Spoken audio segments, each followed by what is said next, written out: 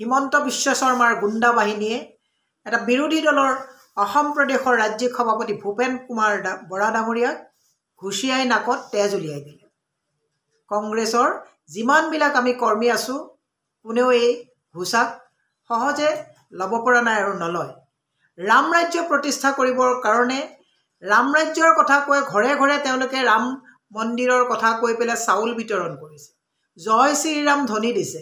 আৰু এই ৰাম ৰাজ্যত তেওঁলোকে গুণ্ডা বাহিনীৰে এটা বিৰোধী দলৰ ৰাজ্যিক সভাপতিক তেওঁলোকে ঘোষা মাৰিছে, বেনাৰ পোষ্টাৰবিলাক ভাঙিছে। এনেকুৱা ৰাম ৰাজ্য কাম্য নহয়।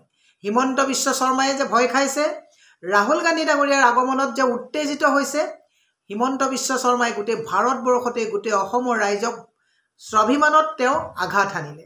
আজি ভাৰতবাসীৰ ওচৰত লজ্জানত হৈছোঁ যে অসমলৈ এজন অতিথি এটা যাত্ৰা লৈ আহোঁতে মাননীয় যিজন আমি মুখ্যমন্ত্ৰীক আমি অসমৰ বাগজৰী হাতত দি ৰাখিছোঁ, তেওঁ ভেৰনীয়া গুণ্ডা লগাই জয় শ্ৰীৰাম ধ্বনিৰে ভূপেন বৰা ডাঙত আঘাত কৰাৰ সমান্তৰালভাৱে ৰাহুল গান্ধী ডাঙৰীয়াৰ ওপৰত জিদ পুৰাইছে।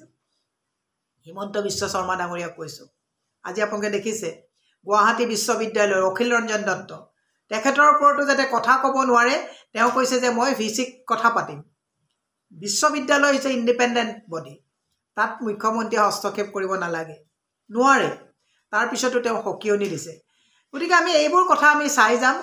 অসমত থকা ৰাইজক এটা বিনম্ৰভাৱে অনুৰোধ জনাইছোঁ যে এইজন মুখ্যমন্ত্ৰীয়ে যে অসমখন গুণ্ডাৰাজৰ এটা স্থলীলৈ লৈ আহিলে, এইটো বিহাৰ ইউপিৰ দৰে ব্যৱহাৰ কৰিলে। গোটেই ভাৰতজোৰো যিটো যাত্ৰা 4000 কিলোমিটাৰ কন্যাকুমাৰীৰ পৰা কাশ্মীৰলৈকে গ'ল, মণিপুৰৰ নিচিনা জেগাত তাতো কোনো ধৰণৰ অপ্ৰীতিকৰ ঘটনা নহ'ল। কিন্তু হিমন্ত বিশ্ব শৰ্মাই দেখুৱাই দিলে নিজৰ স্বৰূপ।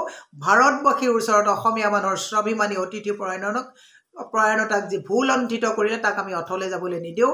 অসমৰ যিমানবিলাক আমাৰ কৰ্মী আছে কংগ্ৰেছৰ, হতাশ নহ'ব। হিমন্ত বিশ্ব শৰ্মাৰ বিনাশকালে বিপৰীত বুদ্ধি, এই যে নিজেই খান্দা গাঁতত নিজেই তেওঁ পতন হ'ব।